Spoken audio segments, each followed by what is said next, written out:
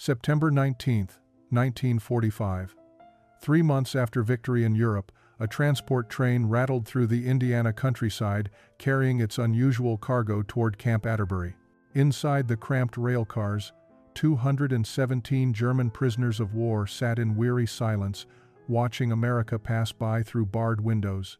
They had crossed an ocean as defeated enemies, expecting the worst kind of treatment that war's victors typically delivered to the vanquished.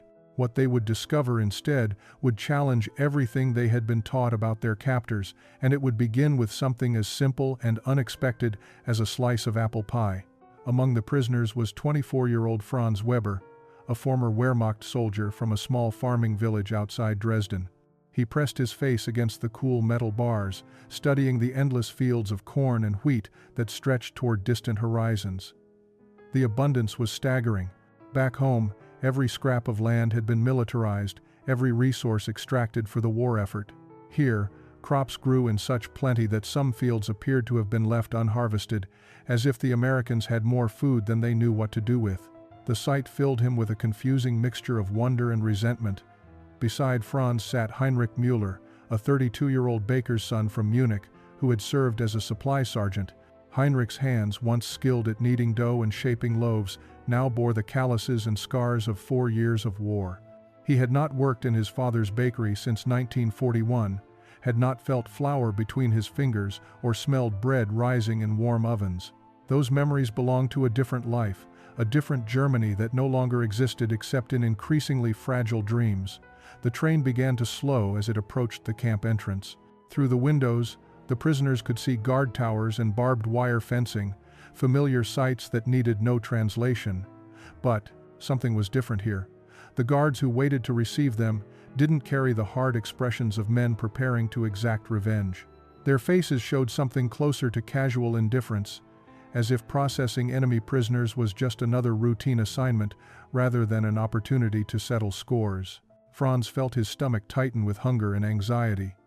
They had been fed during the journey across the Atlantic, simple rations that were adequate but uninspiring. The meals had been better than what they had received during the final chaotic months of the war in Europe, but that was a low standard to surpass. Most of them had grown accustomed to hunger, had learned to ignore the constant gnawing emptiness that had become as familiar as breathing. They expected more of the same in captivity. They expected hardship, deprivation, perhaps cruelty. They did not expect what was waiting for them in the mess hall that evening. They certainly did not expect apple pie. The train lurched to a complete stop.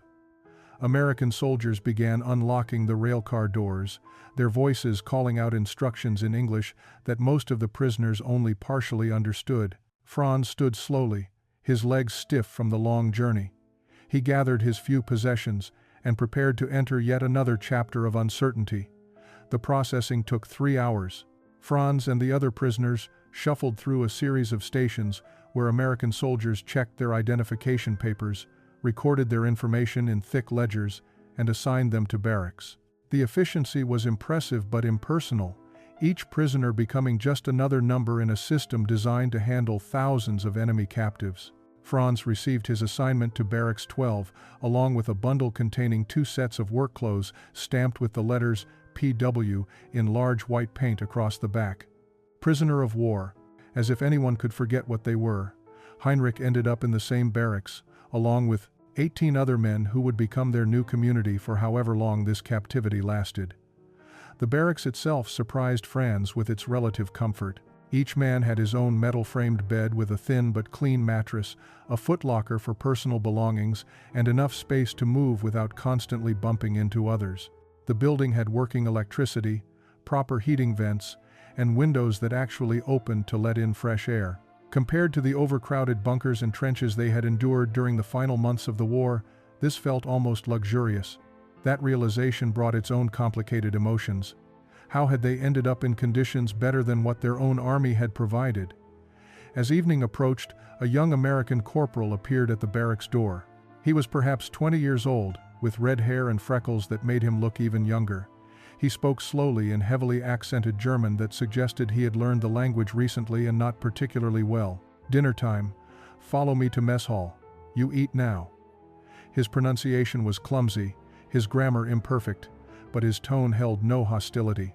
He could have been announcing dinner at a boarding school rather than commanding enemy prisoners. The prisoners filed out of the barracks and followed the corporal across the compound toward a large rectangular building from which light and warmth spilled into the cooling September evening. As they approached, Franz caught a smell that stopped him mid-stride. It was the scent of food, real food, not the thin soups and stale bread that had sustained them for months. The aroma carried notes of roasted meat, fresh vegetables, and something sweet and spiced that he couldn't immediately identify. His stomach responded with an almost painful intensity, reminding him how long it had been since he had eaten a proper meal. Inside the mess hall, long tables were arranged in neat rows, each set with metal trays divided into sections. American soldiers moved along a serving line where other soldiers and civilian workers stood ready to distribute food. The prisoners joined the line hesitantly, unsure of the protocol, waiting for some indication of what they were supposed to do. The corporal demonstrated by picking up a tray and moving through the line, and the prisoners followed his example. Franz watched in disbelief as his tray was filled with portions that seemed impossibly generous: a thick slice of meatloaf, mashed potatoes with rich brown gravy, green beans cooked with butter, a roll that was still warm from the oven, and in the dessert section of his tray, a square slice of something golden brown with a latticed top crust. The server, an older woman with gray hair tied in a neat bun, smiled at him as she placed it on his tray. "Apple pie," she said simply, as if that explained everything. Franz carried his tray to one of the long tables, moving carefully as if the food might disappear if he moved too quickly. Heinrich sat beside him, staring at his own tray with an expression somewhere between confusion and disbelief. Around them, 217 German prisoners settled into their seats, the room filling with the sound of metal trays being set down and hushed German conversations as men tried to make sense of what they were seeing. For a long moment, no one ate. They simply looked at the food before them, trying to reconcile what their eyes showed them with what they had been taught to expect.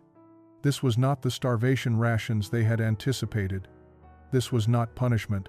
This looked like the kind of meal that families might share on Sunday afternoons, the kind of abundance that belonged to peacetime and celebration, not to defeated enemies being held in captivity.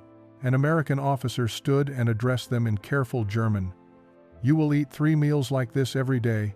You will work, but you will be treated according to the Geneva Convention.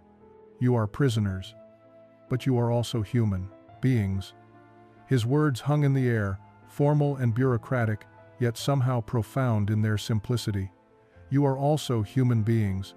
Franz had not heard anyone speak to German soldiers that way in years. The officer sat down, and permission to eat was implied.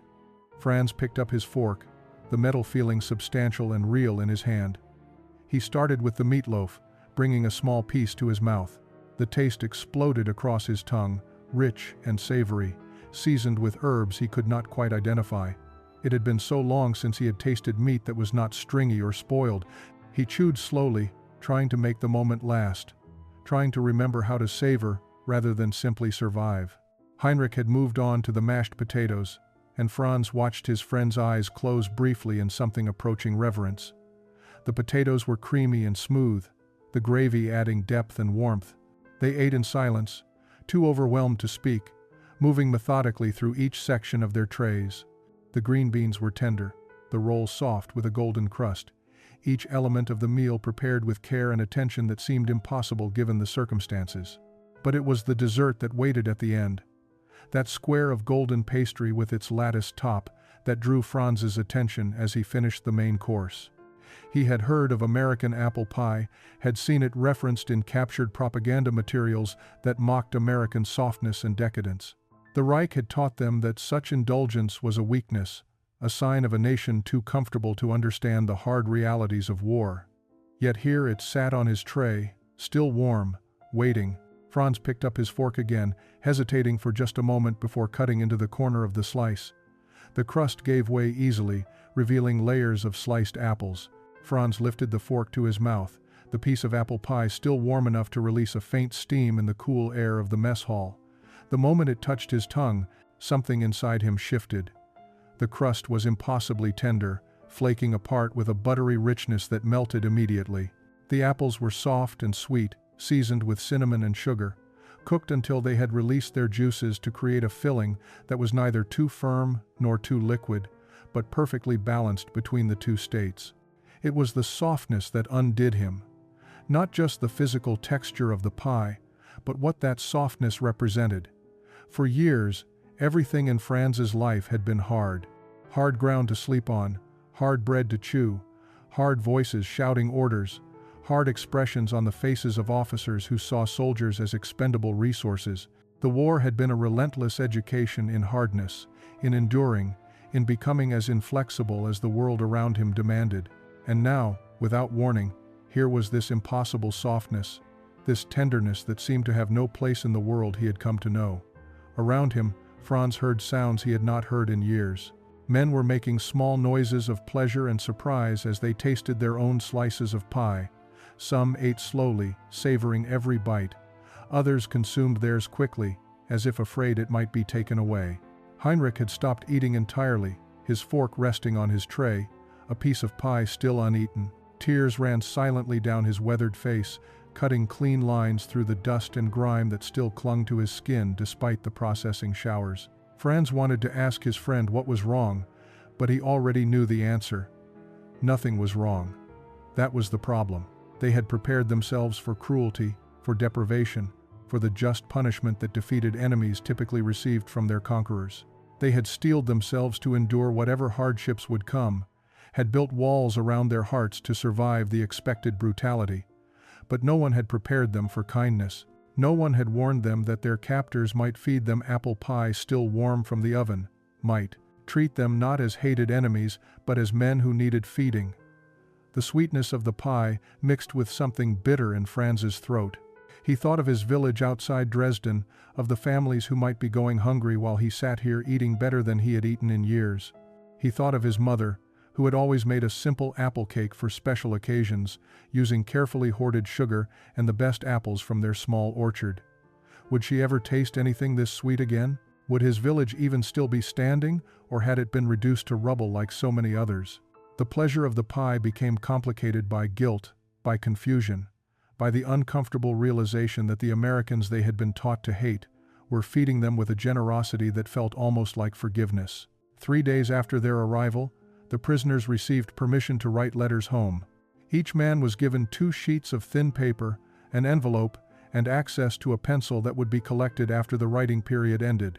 The letters would be read by censors before being sent, a standard practice that everyone understood and accepted. What Franz struggled with was not the censorship, but how to describe his experience in words that would sound believable to anyone reading them in war-ravaged Germany. He sat on his bunk with the blank paper resting on a book, the pencil feeling awkward in his hand after so many months of holding only weapons and tools. "Dear Mama," he began, then paused. How could he tell her that he was eating 3 full meals every day? How could he explain that their American captors treated them with a civility that bordered on respect?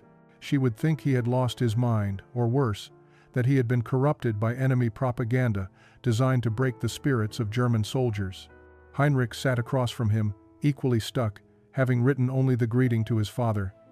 "If I tell him the truth," Heinrich said quietly, "he will not believe me.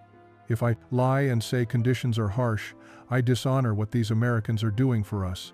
How do we write honestly about something that makes no sense?" Around the barracks, other men faced the same dilemma.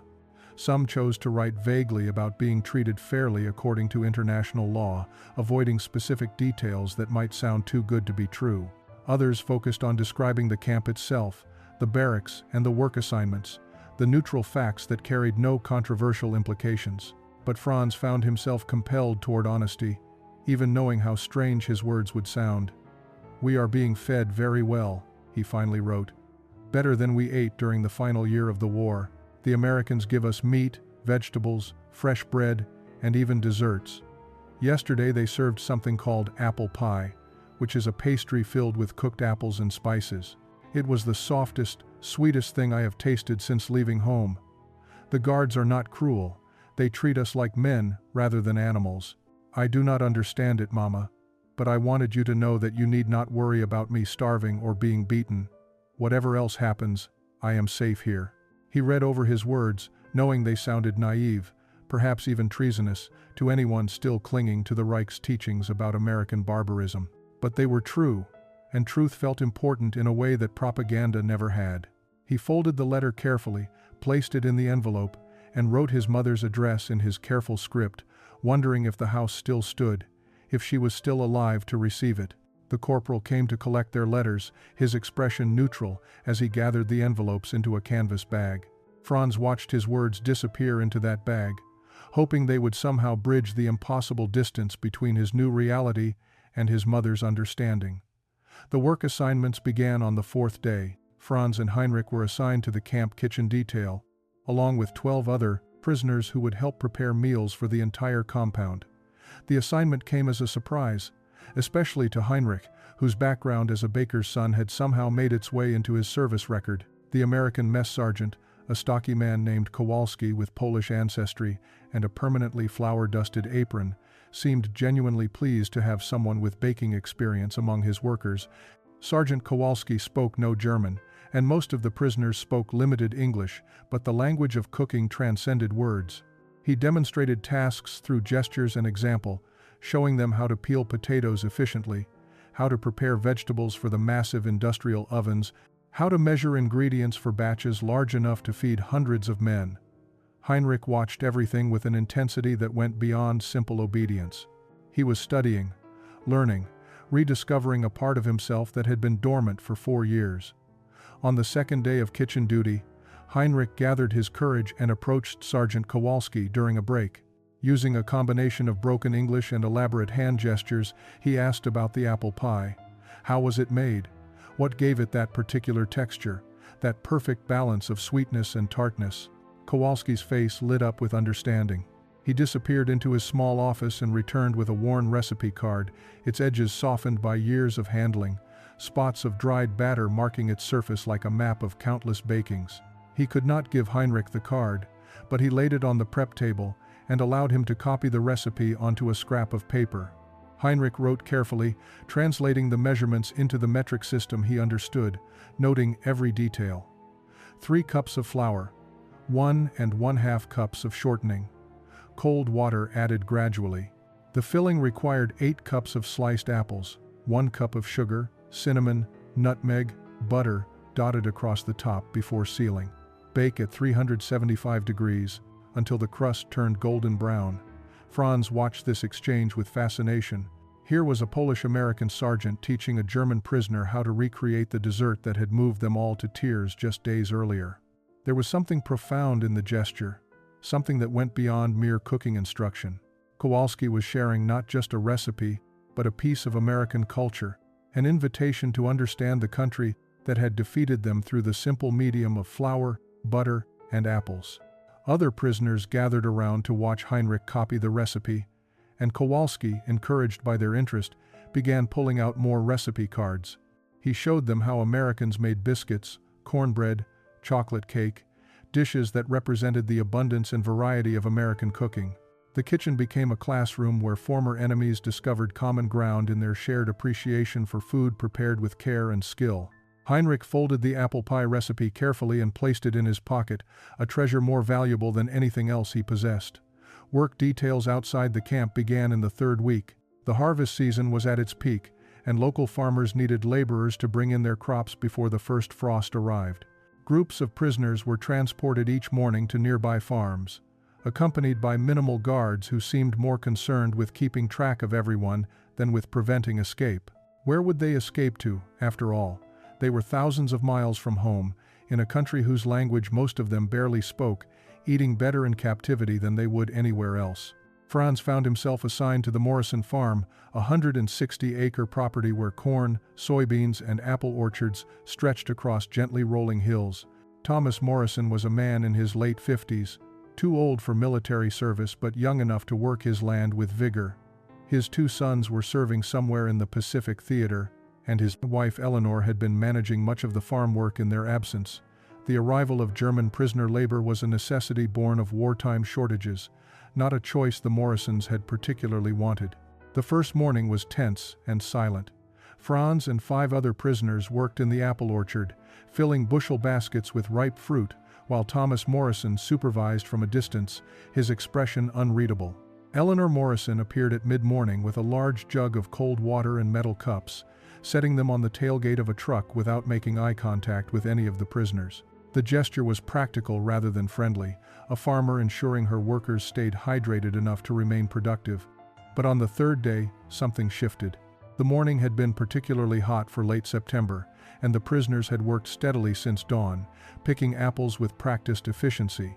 When Eleanor arrived with the water, she also carried a large basket covered with a checked cloth. She set it beside the water jug and pulled back the cloth to reveal 24 thick slices of apple pie, still slightly warm, the latticed crusts glistening with sugar crystals that caught the morning light. The prisoners stared at the pie, then at Eleanor Morrison, uncertain what this meant or what response was expected. She met their gazes directly for the first time, her face showing neither hostility nor excessive warmth, just a simple human acknowledgement. "You work hard," she said in slow, clear English. "You eat." She gestured toward the pie with a work-roughened hand that bore the calluses of a lifetime of farm labor. One of the prisoners who spoke better English translated her words into German, though the gesture itself had already communicated her meaning clearly enough. Franz took a slice with a quiet, "Thank you," in his halting English. The pie tasted different from the mess hall version. More rustic, the apples cut in thicker slices, the crust made with lard instead of shortening. It tasted like home baking, like something made in a family kitchen rather than an institutional facility. As he ate, Franz watched Eleanor Morrison's face and saw something there he had not expected to find. Eleanor Morrison did not smile at them, but she also did not look away. Her expression held a complicated mixture of emotions that Franz was beginning to understand. She was a woman whose sons were fighting against men who wore the same uniform Franz had worn. She had every reason to hate them, to see them as the face of her enemy. Yet here she stood, offering them pie made with apples from her own orchard, treating them as workers worthy of decent food, rather than enemies worthy of contempt. As Franz finished his slice, he noticed Thomas Morrison approaching from across the orchard. The older man's face was weathered by sun and wind, creased with lines that spoke of both laughter and worry. He stopped beside his wife and looked at the prisoners eating pie, his expression difficult to read. For a long moment, no one spoke. Then Thomas reached into the basket and took a slice for himself, biting into it with the casual familiarity of a man who had eaten his wife's baking for decades. "My boys loved this pie," he said, speaking to no one in particular. "Every fall harvest, Eleanor would make dozens of them. The boys would eat half a pie each if we let them." He paused, chewing slowly. "Now they're somewhere in the Pacific, and I'm here with German prisoners eating what should have been my son's pie." His words carried no anger, just a weary acknowledgement of how strange the world had become. Eleanor placed her hand on her husband's arm, a gesture of support and understanding. Franz felt the weight of the moment, the complicated reality it represented. He was eating pie that belonged to sons who were risking their lives fighting against Germany. He was being fed by people who had every justification for treating him harshly, yet chose kindness instead. The sweetness of the pie turned bittersweet in his mouth, mixed with the complicated flavors of gratitude, guilt, and growing respect. Heinrich, standing beside Franz, spoke up in his careful English. "We hope your sons come home safe. We hope all soldiers come home safe now." The grammar was imperfect, but the sincerity was clear. Thomas Morrison looked at him for a long moment, then nodded slowly, accepting the sentiment for what it was worth. That evening, as the prisoners rode back to camp in the truck bed, Franz found himself thinking not about the war or captivity, but about that moment in the orchard. He remembered how apple pie had tasted before the war, when his mother made her simple apple cake for Christmas or birthdays. He remembered eating it at the kitchen table with his father and younger sister, the warmth of the wood stove, the sound of his mother's laughter. The taste had meant family, safety, home. Now apple pie tasted like something else entirely. It tasted like the possibility of peace, like the strange discovery that former enemies could share food and find common ground in the simple human need to eat and be satisfied. Back at Camp Adterbury, the kitchen had transformed into something more than just a workplace. Heinrich had become Sergeant Kowalski's unofficial assistant, earning the trust of the American cook through consistent hard work and genuine skill. Kowalski had begun teaching him not just recipes, but techniques that went beyond what Heinrich had learned in his father's small Munich bakery. American baking was different, more generous with ingredients, more focused on creating tender, soft textures rather than the denser European styles Heinrich had grown up with. On a cool October morning, Kowalski made an unprecedented decision. He would allow Heinrich to bake an apple pie, supervised but largely on his own, using the recipe he had so carefully copied weeks earlier. The announcement rippled through the kitchen, crew like electricity. Franz and the other prisoners assigned to kitchen duty gathered to watch as Heinrich assembled his ingredients, his hands moving with a confidence that had been absent since his capture. Heinrich measured the flour with precision, cut the shortening into small pieces, and worked it into the flour with his fingertips until the mixture resembled coarse crumbs. Franz watched his friend's face transform as he worked. The tension that had become permanent in Heinrich's shoulders began to ease. His movements became fluid, almost meditative, as muscle memory took over from conscious thought. This was who Heinrich had been before the war remade him into a soldier. This was the person he might become again if given the chance. The dough came together under his hands, and Heinrich divided it carefully, rolling out the bottom crust with a borrowed rolling pin. He fitted it into the pie pan with gentle precision, trimming the edges with a knife. Then came the filling, 8 cups of apples that Franz and 2 other prisoners had spent the previous hour peeling and slicing. Heinrich tossed them with sugar, cinnamon, and nutmeg, tasting a single piece to check the seasoning. He nodded to himself, satisfied, and poured the filling into the waiting crust.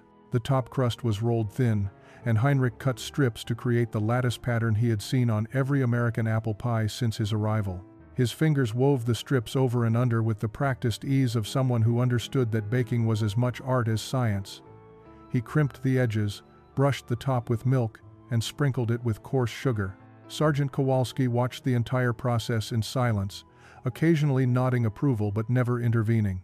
When Heinrich finally slid the pie into the oven, the kitchen fell quiet, as if everyone present understood they were witnessing something significant. The smell that filled the kitchen 45 minutes later was transcendent. It was the smell of butter browning, of apples releasing their juices, of cinnamon and sugar caramelizing into something greater than the sum of their parts. It was the smell of home, of peace, of a world where men baked pies instead of waging war.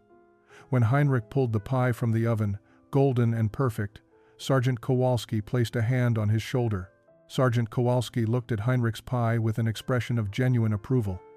"Good," he said simply, which in Kowalski's sparse vocabulary of praise meant exceptional. He cut the pie into 16 precise slices, the lattice crust crackling perfectly under the knife, steam rising from the tender apple filling beneath. Then he did something that surprised everyone in the kitchen. He served the first slice not to himself or to any of the American staff, but to Heinrich. Heinrich stared at the plate in his hands, overcome by the symbolism of the gesture. He had created this pie as a prisoner, using his captor's ingredients and equipment, following an American recipe. Yet Sergeant Kowalski was treating him not as a defeated enemy, but as a fellow craftsman worthy of tasting the fruits of his own labor. It was a form of dignity that Heinrich had not experienced since his capture. Perhaps not even during the final chaotic years of the war, when soldiers had been treated as expendable machinery. Franz received the second slice, and the other kitchen workers lined up for their portions. Sergeant Kowalski took his own slice last, a reversal of military hierarchy that spoke volumes about how he viewed his kitchen. In this space, rank mattered less than skill and dedication. Everyone who worked here, regardless of which uniform they wore or which side of the war they had fought on, deserved to share in what they created together. The pie tasted exactly as Franz remembered from that first overwhelming evening in the mess hall, perhaps even better because he now understood the care and craft that went into its creation. Each element was perfect. The flaky crust that shattered at the touch of a fork, the tender apples that held their shape while releasing sweet juices, the careful balance of spices that enhanced, rather than overwhelmed, the natural flavor of the fruit. But more than the taste, Franz was struck by what the moment represented. In a world that had spent 6 years teaching men to destroy, here was an act of creation. In a war that had reduced human beings to categories of enemy and ally, here was a moment of shared humanity. The American sergeant and the German prisoners stood together in a kitchen, eating pie, and for those few minutes, the war felt very far away. They were simply men who appreciated good food and the skill required to make it. Sergeant Kowalski finished his slice and wiped his mouth with the back of his hand. "Tomorrow," he said to Heinrich, gesturing broadly at the kitchen, "you teach them German baking, fair trade." His broken grammar and simple words contained a profound offer. He wanted to learn from Heinrich just as Heinrich had learned from him. The kitchen had become neutral ground where knowledge flowed in both directions, where former enemies could teach each other and both emerge richer for the exchange. Heinrich nodded, unable to speak around the emotion that threatened to overwhelm him. In this kitchen, baking apple pie, he had found something he thought the war had taken from him forever. That night in the barracks, Franz lay awake long after lights out, staring at the dark ceiling and thinking about apple pie. It seemed absurd that a dessert could carry such weight, could contain such complicated meaning. But the pie had become a symbol of everything that confused and challenged him about his captivity in America. He had been taught that Americans were weak, decadent, corrupted by easy living and material excess. The pie should have been evidence of that weakness, proof that a nation obsessed with comfort and pleasure could never match the hard discipline of German military culture. Yet everything Franz had experienced suggested the opposite. The Americans had won the war. Their soft apple pie had somehow triumphed over German hardness and sacrifice. The country that fed its prisoners 3 generous meals a day had defeated the country that had asked its soldiers to endure starvation and deprivation. The army that treated captured enemies with dignity and respect had overcome the army that had taught its men that mercy was weakness. Nothing made sense anymore. In the bunk below him, Heinrich was also awake. Franz could tell by the quality of his breathing, the occasional small movements that indicated thought rather than sleep. "Are you thinking about the pie?" Franz whispered into the darkness. A soft laugh came from below. "Always the pie. How can I think about anything else? Today I baked again. Today I remembered who I was before the war turned me into something different." Other voices joined the conversation, men who had been lying awake with similar thoughts. "My wife used to make apple strudel," someone said from across the room. "Not the same as American pie, but similar. Sweet apples, pastry, cinnamon. I wonder if she still bakes, if she even has sugar and flour to work with." The question hung in the dark air, unanswerable and painful. They were eating pie while their families might be going hungry. They were treated well while their country lay in ruins. "Do you think they are trying to make us forget?" another voice asked. "Feeding us like this? Treating us well? Is it strategy? A way to break our loyalty to Germany?" The question was met with long silence before Franz finally spoke. "I think they are simply being who they are. Americans believe in abundance, in generosity, in treating even enemies as human beings. It is not strategy, it is their nature." "Then what does that make us?" Heinrich asked quietly. "If they are generous by nature, and we were taught to see generosity as weakness, what does that say about what we believed? About what we fought for?" No one had an answer. The questions were too large, too threatening to everything they had once accepted as truth. They lay in the darkness, each man wrestling with doubts that apple pie had somehow planted in their minds. Softness had defeated hardness, kindness had overcome cruelty. The world was not as they had been taught. The letters from home began arriving in late October, each one passing through multiple layers of censorship before reaching the prisoners. Franz's letter from his mother came on a gray morning that matched his mood. He held the thin envelope in his hands for several minutes before opening it, afraid of what news it might contain. When he finally unfolded the single page, his mother's familiar handwriting blurred before his eyes. She was alive. The house still stood, though Dresden itself had been reduced to rubble by firebombing. She was surviving on rations that amounted to less than 1,000 calories a day, living in 2 rooms of their family home because the rest was too damaged to heat through the coming winter. His younger sister had married a returning soldier who had lost an arm on the Eastern Front.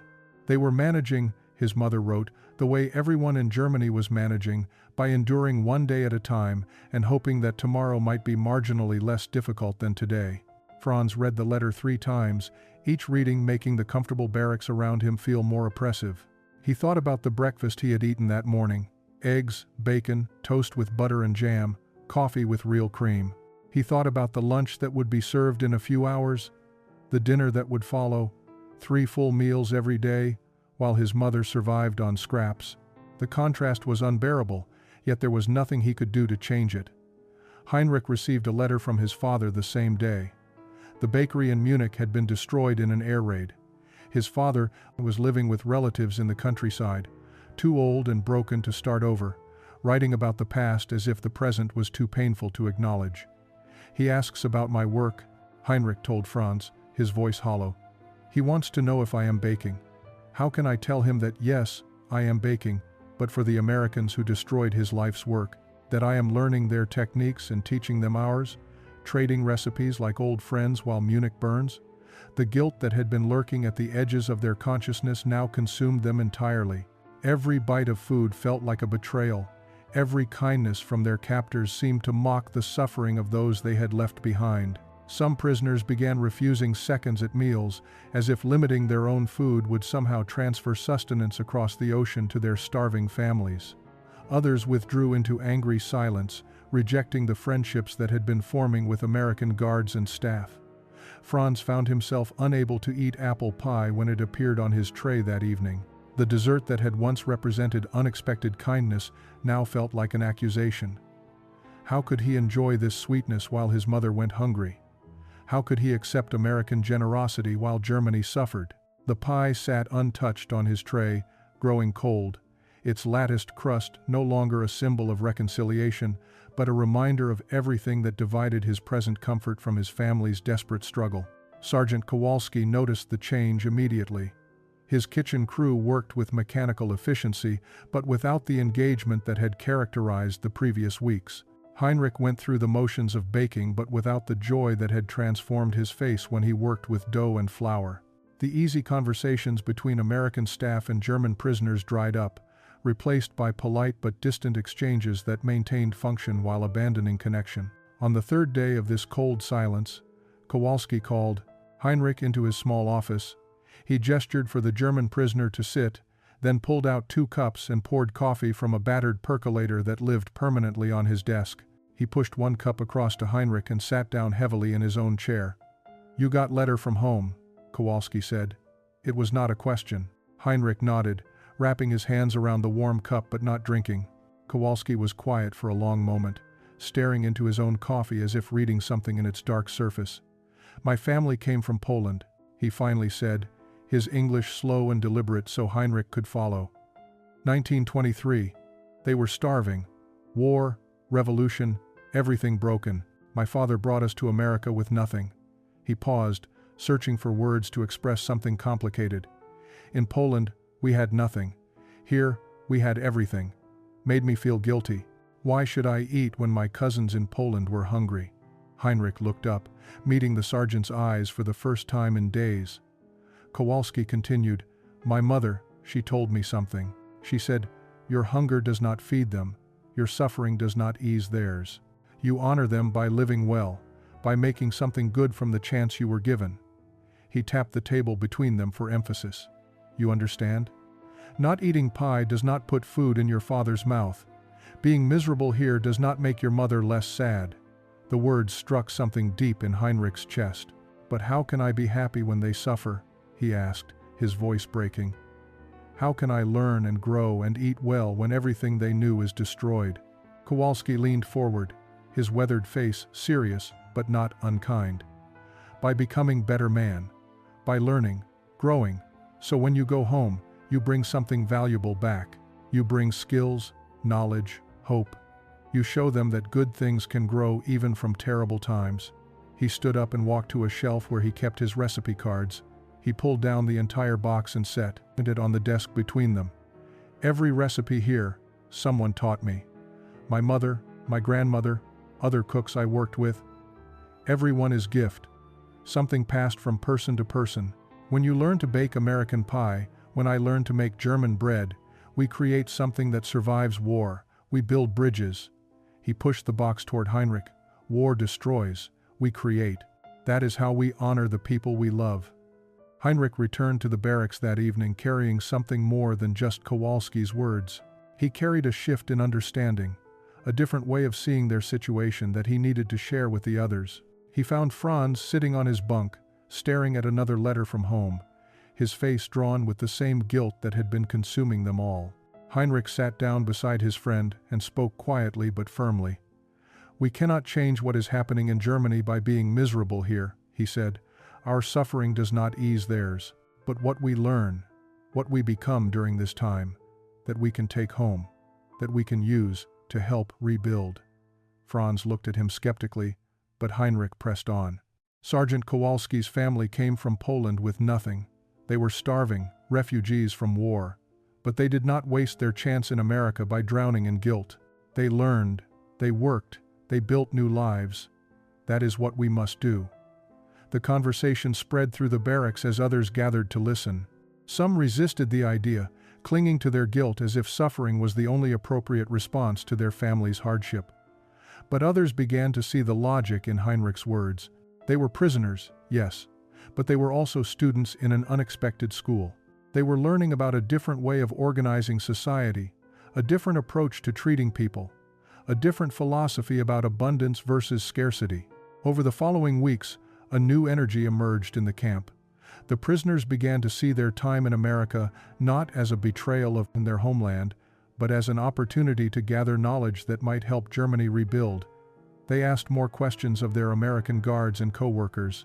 They studied English with renewed focus. They paid attention to how things were organized, how problems were solved, how people from different backgrounds managed to work together despite their differences. Franz returned to the Morrison farm with different eyes. He watched how Thomas and Eleanor managed their land, how they maintained equipment, how they planned for future seasons, even while dealing with present challenges. He asked questions about crop rotation, soil management, the economics of small family farms. Thomas, initially surprised by this sudden interest, began teaching Franz the same way he would teach his own sons, sharing not just techniques but the philosophy behind sustainable farming. Eleanor continued baking pies for the workers, and Franz no longer refused them. He ate slowly, paying attention to every detail, trying to understand what made American baking different from German traditions. He asked Eleanor about her recipes, her methods, and she answered patiently, sometimes inviting him into her kitchen to watch the process from start to finish. The sweetness of her pies no longer felt like betrayal. It tasted like education, like a gift of knowledge that he might someday carry home. In the camp kitchen, Heinrich had become Sergeant Kowalski's true partner rather than just his assistant. They created new recipes together, blending American and German techniques, discovering that the best results often came from combining different traditions rather than treating them as opposites. Winter arrived in Indiana with snow that reminded the German prisoners of home, though the cold was less bitter than what they had endured on the Eastern Front. Christmas approached, and with it came a question that weighed heavily on everyone's mind. When would repatriation begin? The war in Europe had been over for 7 months.